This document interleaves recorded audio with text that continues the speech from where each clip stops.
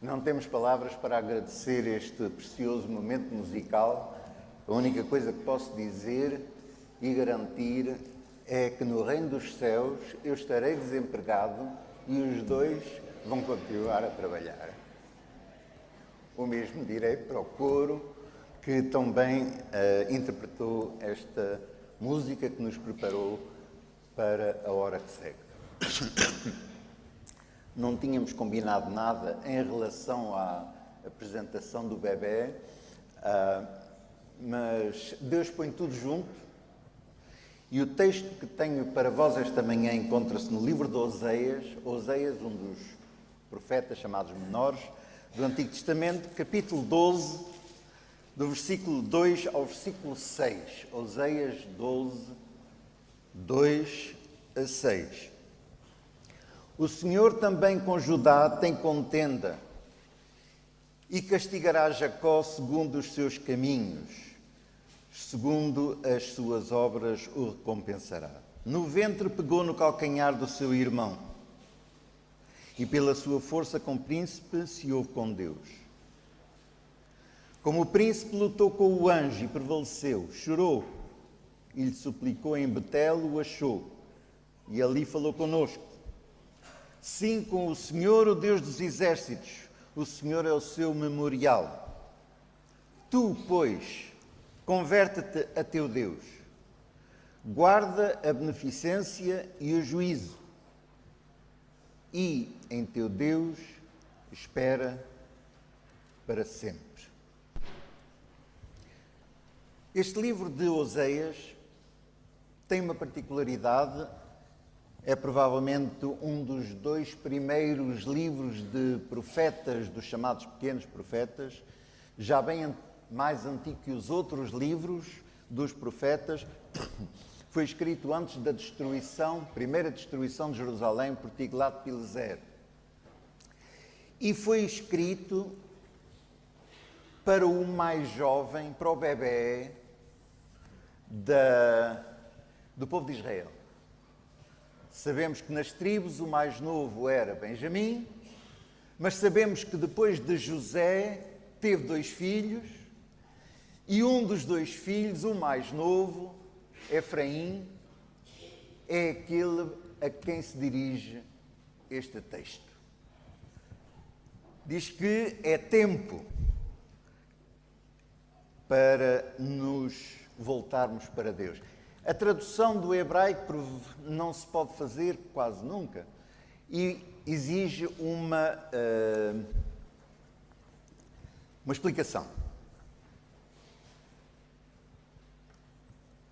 No capítulo 10 lemos também, neste mesmo livro, é tempo de buscar ao Senhor até que venha e chova a justiça de vós.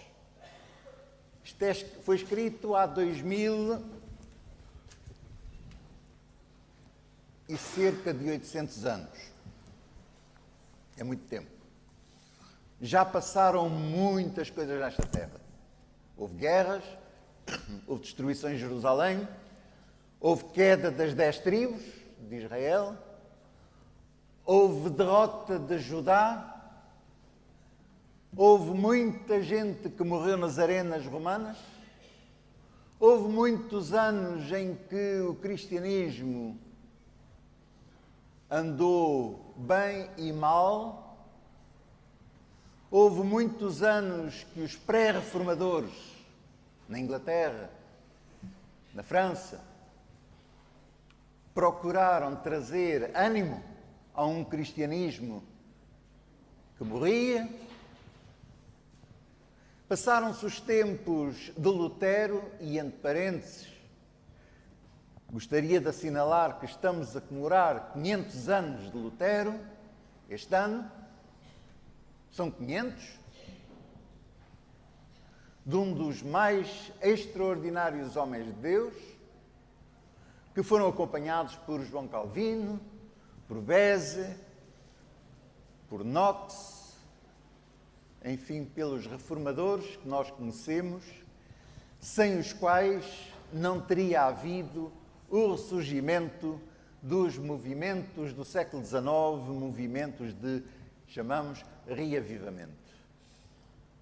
Lembro que a Igreja Adventista, embora se considere uma igreja cristã, espero, canta 99% dos hinos compostos por evangélicos protestantes. Não foram compostos. Não sei porquê. É talvez como os judeus. Os judeus interpretam muito bem a música, mas raramente compõem. E com os adventistas, interpretam muito bem a Bíblia, esperamos, mas raramente compõem alguma coisa digna do mundo clássico. Pois nós devemos ao mundo protestante evangélico a música que nos edifica em cada momento que a escutamos. Ontem e anteontem procurei, eu disse que não eram conferências, eram aulas,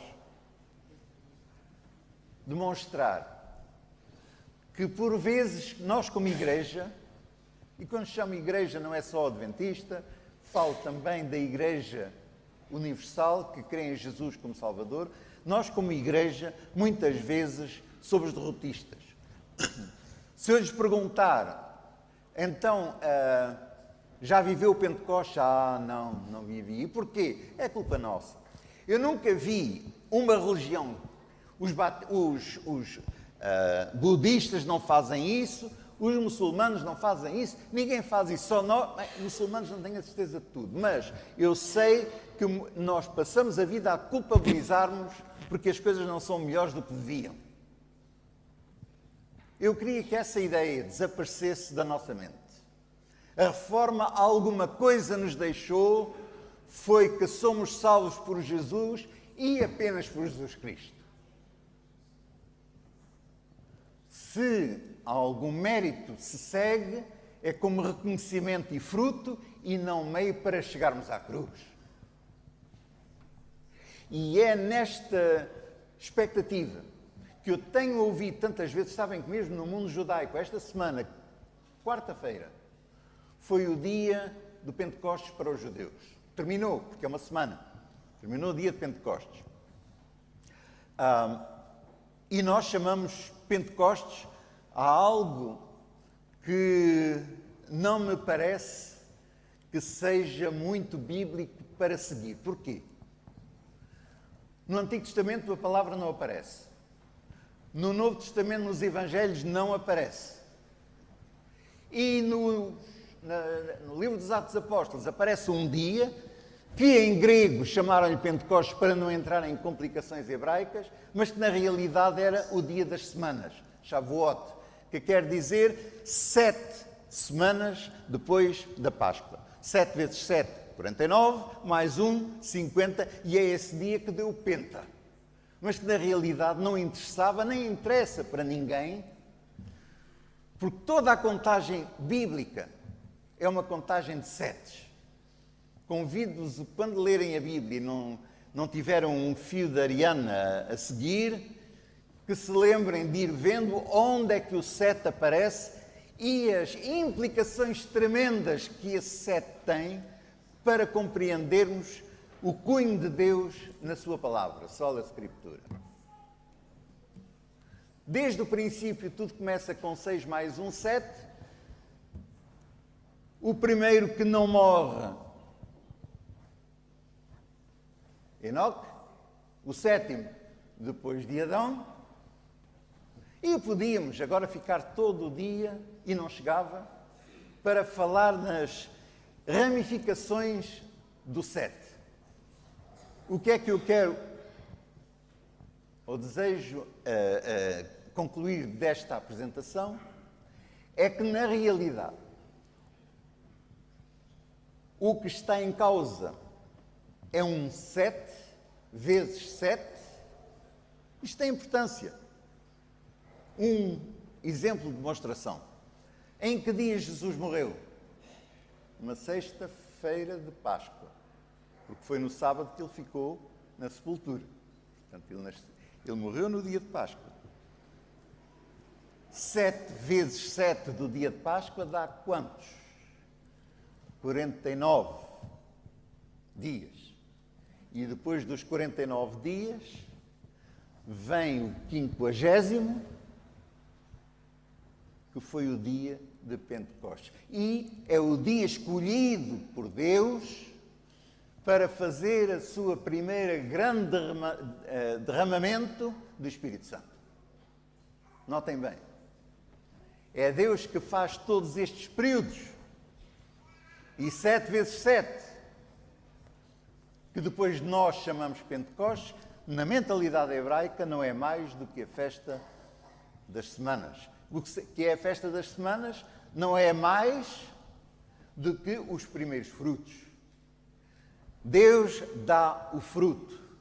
Não nos esforcemos nós para darmos o fruto, porque nós somos apenas o fruto. Mas somos tão pessimistas que acabamos de dizer: se a nossa igreja tivesse o grande derramamento do Pentecostes.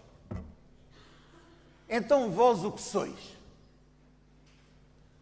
Há aqui alguém, porventura, que não seja fruto do Pentecostes ou das semanas? Os frutos começaram num dia porque Deus decidiu que era assim. Mas depois disso, a partir de agora, cada dia são acrescentadas pessoas à sua igreja. Nem lhe deu nome. Porque nós, enquanto por vezes insistimos no nome das igrejas, Jesus insistiu no centro da igreja, que é Ele próprio. É que Jesus é a razão de ser da igreja e não apenas os membros.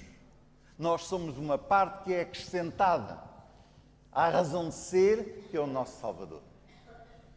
E então o que nós temos aqui é algo de extremamente importante e que é antes do chamado dia de Pentecostes, que, como sabem, se apresenta no livro de Atos e depois não se repete. Nesse dia, o derramamento se faz sem que as pessoas soubessem. Elas não estavam no lugar alto, no lugar, no cenáculo, como nós lhe chamamos, em Jerusalém. Estavam lá, mas não estavam a ver a que horas é que vem o Espírito Santo. Não. Estava lá tudo, sentado ou em pé. Há uma coisa que sabemos deles, é que estavam todos unidos. Coisa que não é muito vulgar hoje. Estavam todos unidos. E a partir desse dia, nós que estamos aqui 2000 anos depois, prezados amigos, visitas, irmãos, crentes e descrentes e duvidosos, nós somos o fruto do Pentecostes. Não esperem um novo Pentecostes, porque nós já somos o fruto do Pentecostes. Mas, como sabem, havia 3 festas. E a primeira era a festa da Páscoa, que celebrava a saída da escravidão, a saída do Egito, a libertação, que na nossa maneira de ver simboliza, nós que quase todos não somos judeus, simboliza termos sido tirados do mundo do pecado para a salvação em Jesus Cristo. E então temos as 2 festas, direito a elas, a primeira que já foi, e nós somos parte do fruto dessa festa das semanas, o fruto que Deus dá, que antes não havia. E há a terceira festa, que era a festa dos tabernáculos, ou festa dos últimos frutos. E aí sim, nós temos indicações como pertencer, fazer parte, abreviar, se eu posso dizer, essa festa. São os últimos frutos. No texto que eu li em Oseias, fala-se aqui, no versículo 12 do capítulo 10, é tempo de buscarmos o Senhor. Isto foi escrito há 2700 anos, mais ano, menos ano. É tempo de buscarmos ao Senhor. Claro que eu tenho de justificar porque é que leio este texto para hoje, quando ele foi escrito há 2700 anos. Mas é tempo de buscarmos o Senhor. As traduções são todas más. Infelizmente, não há nenhuma tradução que eu conheça que diga exatamente o que aqui está. O que é que aqui está? Na parte é tempo de buscarmos ao Senhor, não é difícil, mas significa que é tempo se estamos afastados de Deus ou se vivemos uma vida frívola ou se não há uma entrega total a Deus, é tempo. Assim como os pais do bebê dizem que é tempo de apresentar o bebê a Deus, é uma interpretação moderna de Oseias. Assim, Deus nos fala através de Efraim, dizendo é tempo de nós buscarmos. Então, se é tempo de buscarmos, quer dizer que nem tudo vai bem nas nossas vidas.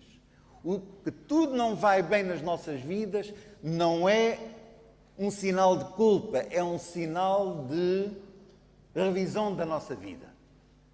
Nós nos culpabilizamos demasiado.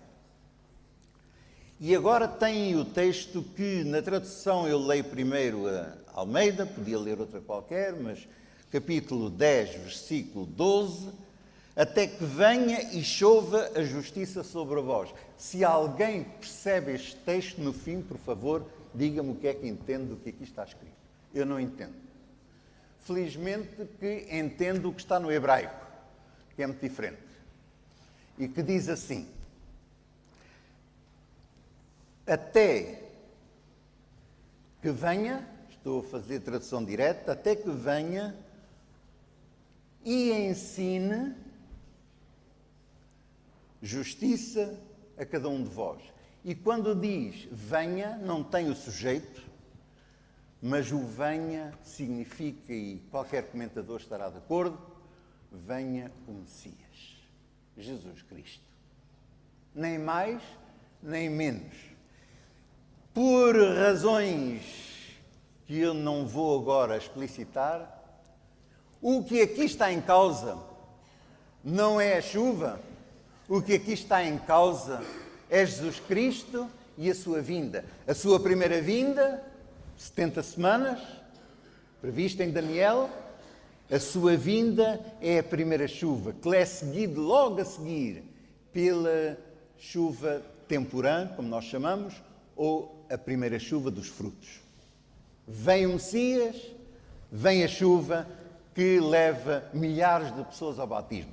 Agora hoje, ou entregarem-se a Deus se quiserem, hoje, este texto aplica-se, porque é tempo de buscarmos ao Senhor, ninguém contesta, e esta chuva que nós chamamos serôdia não é mais do que terminar a obra de levar o Evangelho a todo o mundo, porque está escrito claramente: este Evangelho do Reino será pregado em todo o mundo, em testemunho a todas as gentes, e então virá o fim. É só depois disso que Jesus virá. Então o que é que nós precisamos de fazer? Isto agora é o momento importante do que eu queria dizer. Nós vivemos tempo que Deus diz, tempo para buscarmos ao Senhor. Porquê? Porque precisamos de o buscar. Porquê? Porque nem tudo na nossa vida tem sido de busca direta e total do nosso Deus. E porquê? Porque aquele que nos vai ensinar a palavra, por isso é que às vezes na tradução aparece chuva, mas na realidade é um mestre, é um professor, é um rabi. No original a palavra é a mesma, de Torá, rabi e professor, moré. Que venha o moré, o professor, venha o professor ensinar-nos como terminar a obra. Como é que os primeiros faziam? Diz que estavam todos unidos. Não sabiam o que ia acontecer, mas uma coisa sabiam: não andavam mais a discutir quem era o primeiro. E agora entramos na fase em que o que se pede à Igreja, e não estou só a falar da Igreja Adventista, estou a falar de todo aquele que crê em Jesus será salvo. Todo aquele que é crente se una no mesmo espírito de oração, que é o espírito de união. Não podemos aproximar-nos do nosso Salvador desunidos. necessitamos de nos unir no espírito de oração.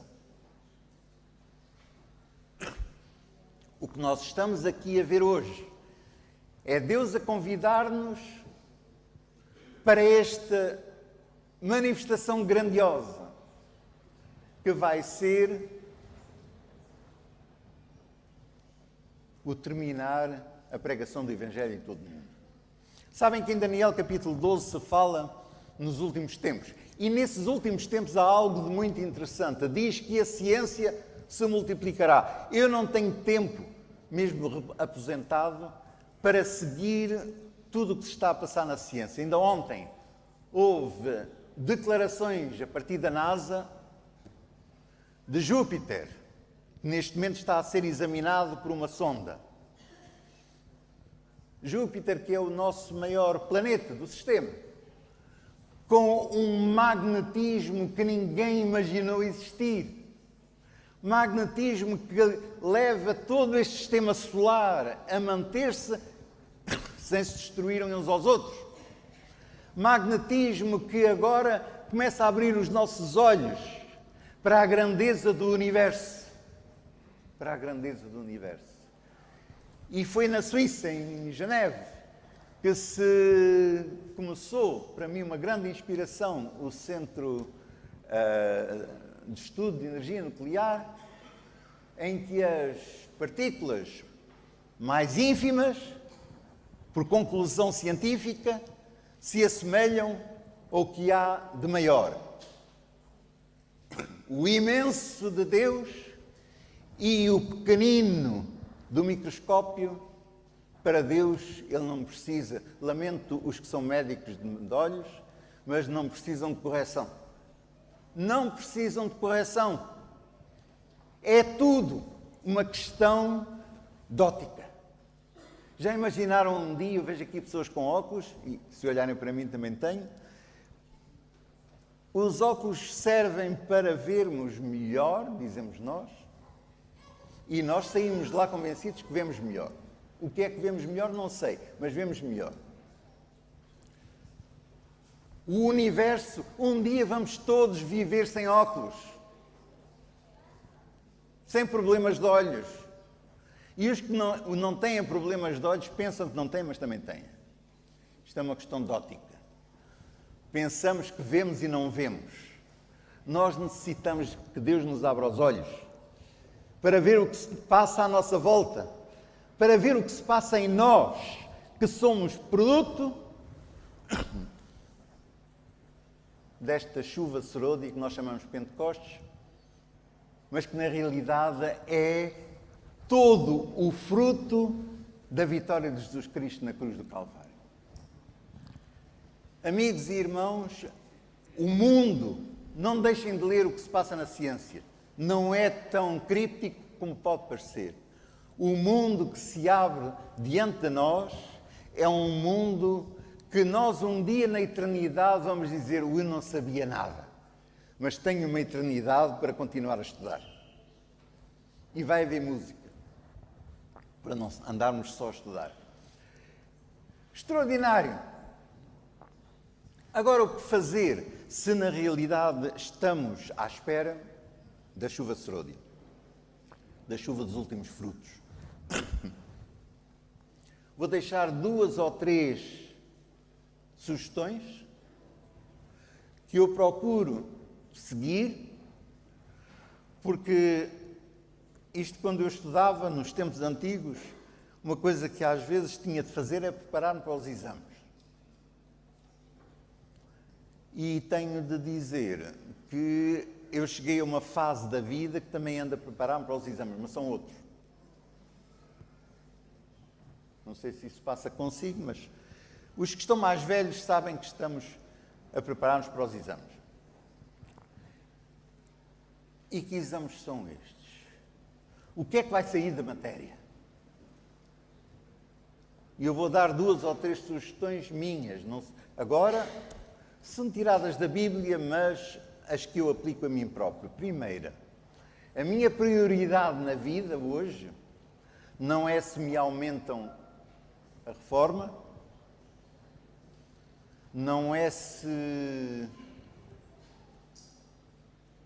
vai haver paz em Portugal, se o governo vai mudar, se os Estados Unidos vão fazer isto ou aquilo, se a Europa vai continuar, se o euro não sei o quê. Tudo isso é muito importante. E alguns aqui vão dizer, pastor, isso comparado com eu estar desempregado, e é verdade. Isso comparado com os problemas de família que eu tenho em casa, é verdade. Isso comparado com o desânimo que vai na minha alma, é verdade. Mas eu queria que tudo isso não fosse negativo, mas nos preparasse para a tal chuva final. O que é a chuva final? É quando nós nos humilhamos, quando nós sentimos a necessidade de Deus, como cantámos no primeiro hino, necessitamos do nosso Salvador, dele carecemos hoje, e é dentro dessa carência que ele nos vai responder. Quando estudamos o livro de Jó, toda a gente diz que é um livro da paciência de Jó. Não é paciência nenhuma. Aquilo foi o livro em que toda a gente falou, bem e mal, a Jó, e quando ninguém mais sabia o que havia de dizer, então falou a Deus. E connosco, toda a gente fala. Então, na igreja, não devemos pecar, não devemos fazer assim, o irmão está a desobedecer. Quer dizer, há uma espécie de prejuízo final em que sabemos assinalar o que está mal em muita gente e nos esquecemos que há uma trave que mostra que estamos todos com necessidade de um oculista. A nossa necessidade é de nos humilharmos, a nossa necessidade é de olharmos para as nossas necessidades e de aprender dele, Jesus, que, como diz, aprendei de mim que sou manso e humilde de coração. Coisa que falta um bocado na nossa sociedade e porque não em mim. Falta.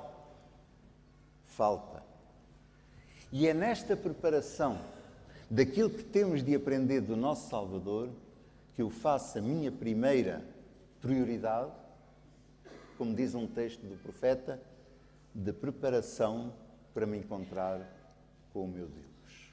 Essa é a primeira prioridade sine qua non para poder prosseguir, preparar-me.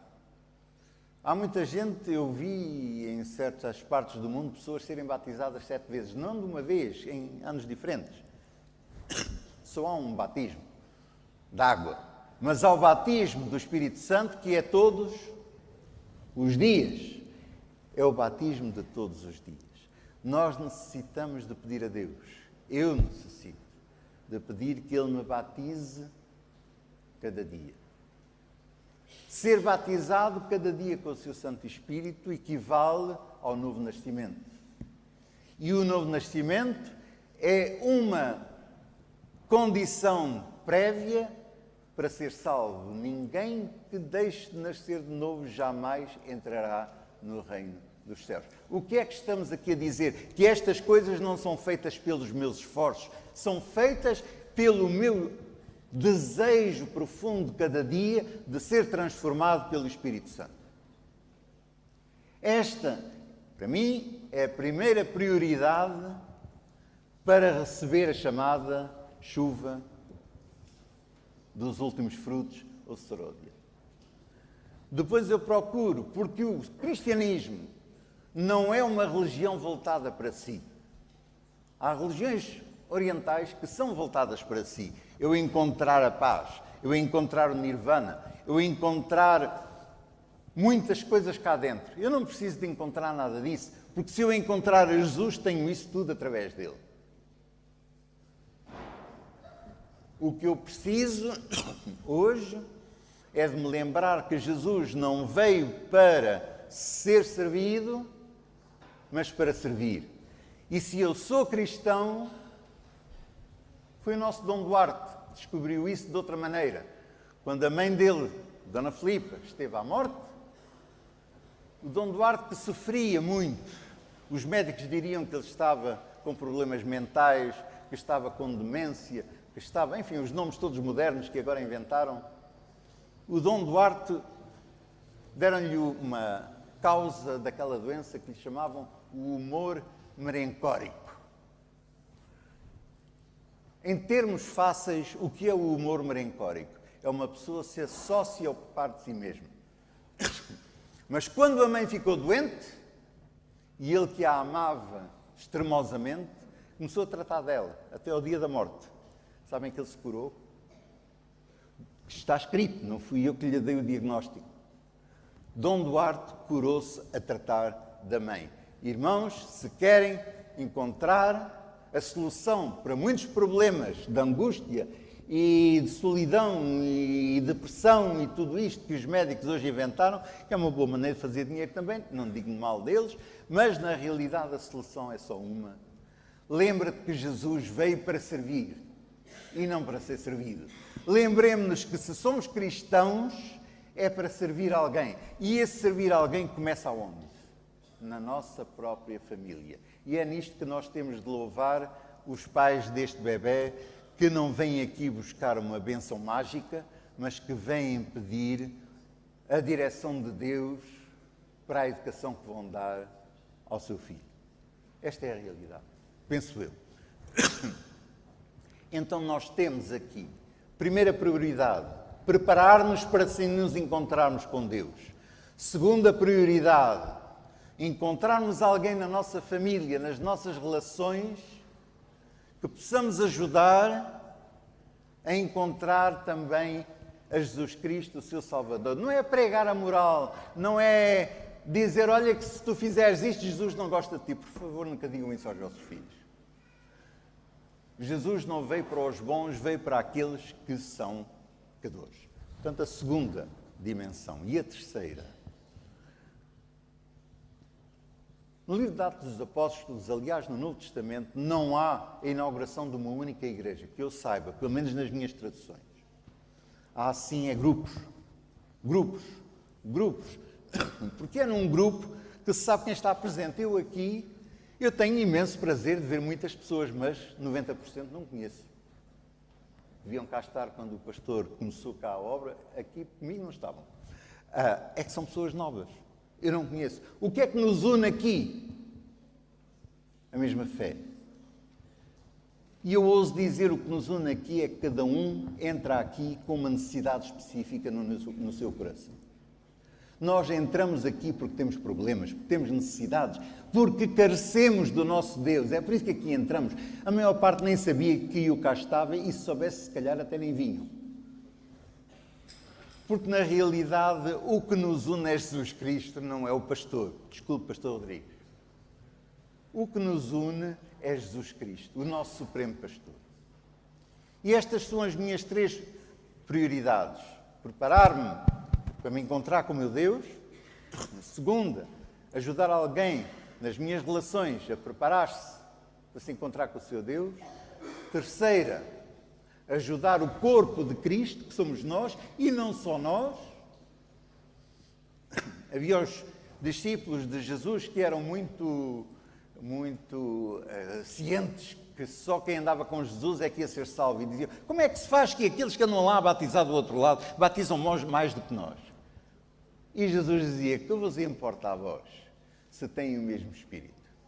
Irmãos, lembremos-nos que nós não somos os únicos que vamos entrar no céu. Não tínhamos a veleidade de pensar que há um castelo para os adventistas, que é para estarem lá bem isolados dos outros, enquanto toda a gente vai entrando. Não. Quando entrarmos, eu a única coisa que peço a Deus é ser o último a entrar, mesmo que se feche a porta atrás de mim, mas não antes. Estas são as nossas prioridades. E a lição, e repito, a lição fundamental do Pentecostes, da chuva serôdia, das grandes manifestações do Espírito, é hoje eu saber viver apesar dos desânimos, apesar das dificuldades, apesar das quedas, apesar de tudo mais, eu estou nas mãos de Deus e, como Jesus dizia, aqueles que vierem a mim, nunca nós seremos lançados fora. Essa é a grande promessa que Deus nos dá. que vimos a Ele e lhe pertencemos para sempre. Como sabem, eu vivi em Israel vários anos. E às vezes gosto de contar experiências que se passam com os outros. Aqui só conto uma ou duas rapidamente antes de terminar, que se passou comigo. Uma vez ouvi bater à porta e veio uma senhora, a senhora que estava a bater à porta, já na meia-idade, não posso dizer que era muito velha, que depois não sei onde é que estou, mas era na meia-idade, e ela, quando me viu, ajoelhou-se. E eu fiquei assim, espera lá, que esta nunca tinha tido. A senhora ajoelhou-se. Mas não foi para fazer oração a mim. Ela ajoelhou-se a agradecer a Deus. E porquê? Estávamos em Jerusalém. Como sabe, uma cidade que é tudo menos cristã. Embora haja cada vez mais, e no ano passado estive lá, disseram-me que há cerca de 40 mil crentes em Jesus Cristo como Salvador. Penso que é um número razoável para a cidade de Jerusalém. Ela ajoelhou-se porque disse: o pastor não sabe aos dias que eu ando à procura desta igreja e não encontro. Eu pergunto, ela não sabia hebraico, eu pergunto onde é que fica a igreja e mandavam-me para toda a parte, menos para aqui. De propósito. E ela ajoelhou-se a dar graças a Deus porque finalmente encontrei. Não se admirem quando andamos à procura do que chamamos a verdade, se às vezes Deus não responde logo. É que Deus quer saber se nós verdadeiramente queremos encontrar a verdade. E a verdade é Jesus Cristo. E quando nós buscamos, e buscamos no hebraico, a palavra lidrosh é uma palavra que significa buscar com intensidade, crer mesmo. Eu ontem estava ali sentado ao lado deste pequeno parque em frente ao Liceu Camões, e há ali um jardinzito para crianças, e é muito interessante observar os pais que andam ali, pais e mães. E havia um pai que penso que era pai adotivo, com uma criança que corria suficientemente para fugir dele, que ia para toda a parte, e o pai só ia atrás dele para dizer: não venhas para aqui, não faças isto. Finalmente pegou ao colo e disse: está quieto. E eu fui dizendo: como é que uma criança normal pode estar quieta? Já viram alguma? Eu admiro as crianças que aqui estão de manhã estarem quietas, porque algumas não estão a ouvir nada. Não estão quietas, não sei se há consequências, mas estão quietas. Estão quietas. Mas olha que a criança que está quieta não tem boa saúde. Ele ali andava. O que ele queria era brincar com as outras crianças. Nós somos todos crianças. Todos e todas. Mas temos um pai compassivo. E o amor, no Antigo Testamento, que é usado, não é a única palavra, mas a palavra raham, que é utilizada para um certo amor, está em ligação com o amor que eu não conheço, nem posso conhecer, porque é o amor de uma mãe. É um órgão do corpo que as senhoras têm e que os homens, infelizmente, não digam que somos todos iguais, não somos, não temos isso.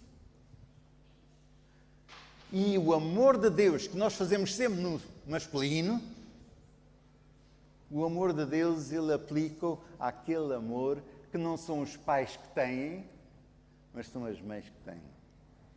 Porque Deus tem ambas as partes. Não é apenas um homem, também uma mulher. Não exclusivamente, mas ele tem tudo. Foi ele que nos criou à sua imagem e não criou apenas o senhor macho à sua imagem. A senhora fêmea também foi criada à sua imagem. Peço desculpa se alguém discorda, mas fomos todos criados à sua imagem. E nesta semelhança com Deus, Deus honra a mulher de uma maneira extraordinária, dizendo: o meu amor é como o amor de uma mulher. Porque vocês, homens, não percebem nada. É que não percebem nada. Podemos fazer livros sobre o assunto, mas é como ensinar a nadar sem nadar. E Deus tem esse amor. E vão ver no desenvolvimento desta criança e de outras crianças As crianças é que sabem. Porque quando as coisas não vão bem, viram-se logo para a mãe. É que não se viram para o pai, a não ser que não tenham mãe. Mas viram-se para a mãe. Depois, quando é para coisas que os pais dizem diferente, que elas sabem ver quem é que está de que lado. O pai está sempre a ver se consegue ajudar o filho numa coisa em que o filho desagradou à mãe. Para parecer ele o bonzinho. Depois aparecem os chamados avós e eu penso que sabem isso de experiência. Mas na realidade, Deus nos ama, como mãe e como pai. Deus nos ama, nos repreende para nos salvar. Prezados amigos e irmãos, nós vivemos em tempo de buscarmos ao Senhor. Eu gostava de ter tempo, mas logo à tarde é uma espécie de reunião de fogo de artifício. Eu queria contar-vos muitas histórias, enquanto tivermos tempo, do poder de Deus nas vidas do ser humano. Portanto, logo à tarde não é sermão, é fogo de artifício do reino dos céus, da chuva final. Que Deus olhe para nós não como os meninos bonitos, porque não somos, mas como o fruto, primeiro fruto da sua morte na cruz do Calvário.